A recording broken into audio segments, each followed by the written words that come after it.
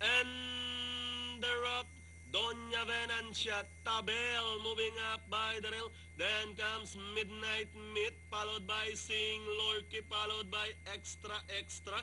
Brave Lorky, sorry outside Serge Boy. American Ruler and Crystal's Pride is running at the tail of the field, heading towards the last 600. Tabel by half length.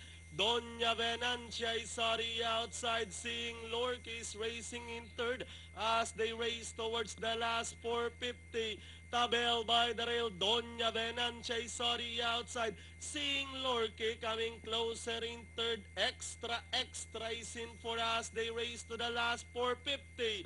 Doña Venancia this time by about a length and a half. Tabel is running in second, then comes Sing Lorque on the outside.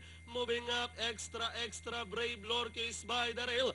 With the last 150 more to run, Doña Venancia, Sing Lorque, sorry outside second, and Tabel. And finally, Doña Venancia, Sing Lorque. Then comes Tabel, 3A Midnight Meat, Extra Extra for your Pentapecta.